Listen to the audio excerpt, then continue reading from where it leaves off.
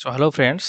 आज जो मुझे टॉपिक पर डिस्कस करने जाऊँगी नेशनल टेस्टिंग एजेंसी बा एनटीए तरफ जो एग्जाम हम आम एप्रिल 17 रे तो से जो एनसीटी जो मैंने टीचर एजुकेटर हाँपाई चाहूँ टीचिंग लाइन जावाई चाहूँ तो से गोटे एंट्रांस देवाक पड़ो तुम सब फॉर्म फिलअप करदे अलरेडी।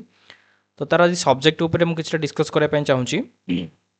तो क्लीयरली देख तुम मैंने जो आप्लाय कर फॉर्म आप्लाय कर तुम कि कंपलसरी सब्जेक्ट देथिबो आ किसी स्पेसिफिक डोमेन देथिबो किसी लैंग्वेज देथिबो। ठीक अच्छे तुम जो तार वेबसाइट को जीव department of higher education by national testing agency by NCT 2026 syllabus तो जो थी कि मुझे फास्ट कि तुम जो बुलेटिन रे अच्छी कौन कौन आम पेपर आसो देख लैंग्वेज 1 गोटे आसो देन जो थी कि आमर 23टा क्वेश्चन पड़ो बुझेगा 23टा क्वेश्चन जोटा कि तुम 20टा को अटेम्प्ट करा पड़ो। ठीक अच्छे लैंग्वेज 2 जोटी 23टा क्वेश्चन ये 20टा क्वेश्चन टीचिंग एप्टीट्यूड यहाँ हूँ कंपलसरी पिला माने 23टा क्वेश्चन तुमको 20टा करा पड़ो यहाँ कंपलसरी समस्त। तो जनरल टेस्ट भी हूँ कंपलसरी 28टा क्वेश्चन रु 25टा आउ स्पेसिफिक डोमेन रु 28टा रु 25टा आउ स्पेसिफिक डोमेन 2 जोटा कि हूँ 28टा रु 25टा। ठीक अच्छे जो स्पेसिफिक तुम डोमेन नहीं थो स्पेसिफिक डोमेन 3 रे भी से 28टा रु 25टा टोटाल आम पाखे 181टा क्वेश्चन थी जोटा कि तुम 160टा करा पड़ो आ प्रत्येक क्वेश्चन मार्क हूँ +4 मार्क। ठीक अच्छे तो या देखिए आम डिस्कस करवा मुझे तुमको आज टीचिंग एप्टीट्यूड आउ जनरल टेस्ट तो समस्ते +2 जेहेतु एवं एग्जाम देकी आसीच तो तुम ये दुईटा बहुत नुआ टीचिंग एप्टीट्यूड और जनरल टेस्ट तो टिके कम बेसी तुम जानी जनरल टेस्ट उपर बट टीचिंग एप्टीट्यूड तुम कम्प्लीटली नुआ होता है। तो देख तुमको तार सिलेबस उपर कौन देखा तुम से फोकस कर। तो जदि मुझे टीचिंग एप्टीट्यूड को देखी तो तुम टीचिंग एप्टीट्यूड तुम निहाती 327 सिलेबस तार कोड दे तुम टीचिंग एप्टीट्यूड एनसीटी द्वारा देख प्रथमे प्रथमे तुम there will be one question paper which will have 23 questions out of कितना ना 20टा तुमको कर पड़ो। ठीक अच्छे अटेंड ना पड़ो तो तार सिलेबस कौन कौन रोचे भलसे देख teaching aptitude awareness and education system कौन तार हिस्ट्री कौन तार कमिट कौन के गठन कराइला बुझेगा तार सब जो आमर कौन रोचे तार बॉडी रेगुलरिटी बॉडी रोचे एजुकेशन उपरे ता सब डिटेल तुम ये ही पढ़ा पड़ो।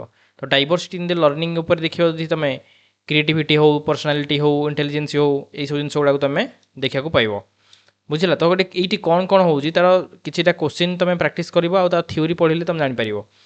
तो टीचिंग लर्निंग प्रोसेस केमती टीचिंग लर्निंग प्रोसेस कराऊँगी तार स्पेसिफिक जनरली आम कहीपर टीचिंग मेथड केमतिका जॉयफुल लर्निंग एक्सपीरियंस केमतिका construction knowledge pedagogy problems teaching learning etcetera सब जिन तुम पाइब गोटे टीचिंग लर्निंग यहाँ बहुत इंपोर्टाट भी। ठीक अच्छे यहाँ बहुत इंपोर्टाट ये जिनसा बहुत इंपोर्टाट है। आसेसमेंट कौन आसेसमेंट भी तुम देखिपर से important assessment for common assessment of learning etcetera सब जहाँ पढ़ो तुम सब माने गोटे टीचर क्वालिटी जहाँ तुम से गुड़ाक ही ये पढ़ा पड़ो कि ना ये सब जिन को तुम ऑप्शन दे जोटा पॉजिटिव चारिटार गोटे नेगेटिव थी क्वेश्चन यदि पॉजिटिव थी तार ऑप्शन भी पॉजिटिव थी तुम से करेक्ट करके आसो। क्लासरूम मैनेजमेंट भी बहुत इंपोर्टाट गोटे बिहेवियर केमती क्लासरूम रहा कथा गोटे टीचर डिफरेंट एक्टिविटीज कौन केमती तापर आम कोऑपरेटिंग टाइम मैनेजमेंट केमती करवा है सबू जिन क्रिएटिविटी इंक्लूडिंग क्लासरूम सब जिन ये डिस्कस करें क्लासरूम एंड मैनेजमेंट मतलब तुम जो टीचर अच्छा गोटे क्लासरूम भर अच्छी गोटे पिला दुष्ट हो खेचड़ामी करुँच जहाँ भी करुँच तो ताकू नोटिस करके आम केमी मैनेजमेंट करवा से क्लासरूम मैनेजमेंट उपर जाऊँगी। Rules and the responsibility of teacher गोटे टीचर रेस्पॉन्सिबिलिटी कौन आउ तार रूल कौन सब जिन ये देखा 6 नंबर रे। आउ गोटे मोस्ट इंपोर्टाट रोचे awareness about recent education initiative. तो आम ए जो जिनसा हो जो आमर होमर कौन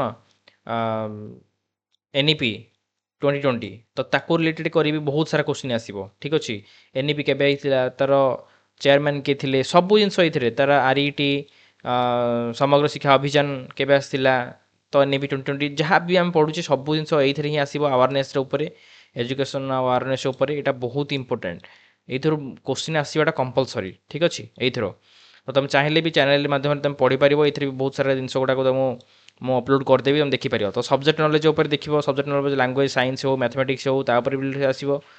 ଆଇସିଟି ବି ବହୁତ ଇମ୍ପୋର୍ଟାଣ୍ଟ ରହୁଛି। ଆଇସିଟି ଉପରେ କମ୍ପ୍ୟୁଟର ଯେଉଁ ନଲେଜ ରହୁଛି ଆମର ସେଇଟା ତା ଉପରେ, ଯେଉଁଟାକି ଆଇସିଟି ତୁମେ ଜାଣିଥିବ ସବୁ, ଦୀକ୍ଷା ହଉ ତାପରେ ସ୍ୱୟଂ ହଉ ପିଏମ୍ ଇ ବିଦ୍ୟା ସବୁ ଜିନିଷ ଏଇଥିରେ ଡିଜିଟାଲ ସାଇବର ଏକ୍ସେଟ୍ରା ଯାହା ବି ତୁମେ ପଢ଼ୁଛ ଏଇଥିରେ ତୁମେ ସବୁ ଡିଜିଟାଲ ଫର୍ମାଟ୍ ଉପରେ ଯାହା ବି ହେଉଛି ସେଇଟା ତୁମେ ସବୁ ଏଇଠି ପଢ଼ିପାରିବ ଆଇସିଟି ଇନ୍ ଏଜୁକେସନ୍ ଉପରେ।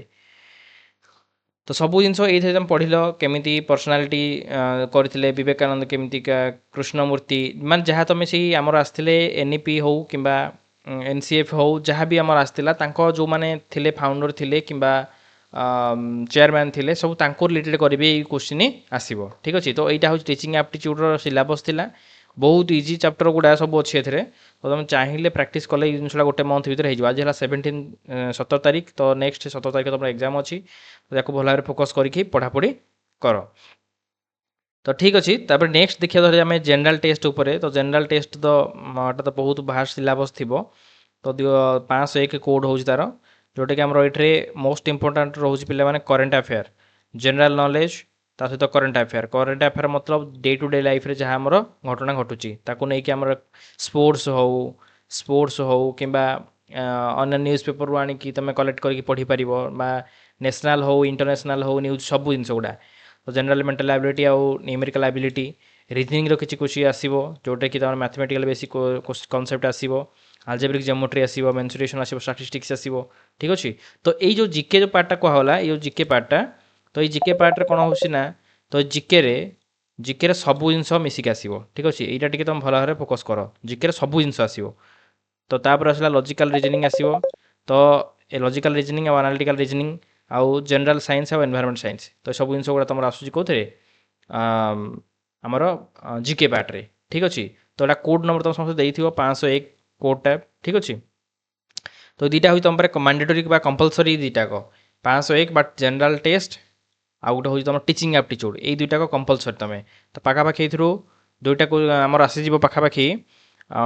ଏଥିରୁ ଆମେ କେତେଟା ମୁଁ କୋଶ୍ଚିନ୍ କହିଲି, ଏଥିରୁ କହିଲି 25ଟା କୋଶ୍ଚିନ୍, ସେଥିରୁ ବି 25ଟା ବୋଧେ, ଏଇଟା 25 କୋଶ୍ଚିନ୍। ଦେନ୍ ଏଥିରୁ ବି ଆମର ଆସୁଛି 20ଟା କୋଶ୍ଚିନ୍, ଏଥିରୁ ବି ପ୍ଲସ୍ 20ଟା କୋଶ୍ଚିନ୍, ତ ପାଖାପାଖି 45 କୋଶ୍ଚିନ୍। ଠିକ୍ ଅଛି। ତ ଯଦି 40ଟା କୋଶ୍ଚିନ୍ ବି ତୁମେ ଯଦି ଟିଚିଂ ଆପ୍ଟିଚ୍ୟୁଡ଼ 20ଟାର ଯଦି 15ଟା ଠିକ୍ କରିଦେଲ, ଆଉ ଏଇଥିରୁ 25ଟାରୁ ତୁମେ ଯଦି ବି 15ଟା ବି ଠିକ୍ କରିଦେଉଛ ନା, ତାହେଲେ 30ଟା କୋଶ୍ଚିନ୍। ତ 30 ଇଣ୍ଟୁ 30 ଇଣ୍ଟୁ 4, 120 ମାର୍କ ତୁମେ ଏଇ ଦୁଇଟାକୁ ଆଣିସାରିଲଣି। ଠିକ୍ ଅଛି। ତ ଏଇ ଜିନିଷ ରହୁଛି ଏତିକି। ତ ନେକ୍ସଟ ଭିଡ଼ିଓରେ ମୁଁ ତୁମକୁ ଆଉ କିଛି ଦେଖେଇବି, ତା'ର ଯେଉଁଟା ଆମର ହେଉଛି ସ୍ପେସିଫିକ୍ ଡୋମେନ୍ ଚାପ୍ଟର, ଫିଜିକ୍ସ ହଉ କେମିଷ୍ଟ୍ରି ହଉ ମ୍ୟାଥମେଟିକ୍ସ ହଉ କିମ୍ବା ବାୟୋଲୋଜି ହଉ ଏକ୍ସେଟ୍ରା। ଠିକ୍ ଅଛି। Okay, thank you.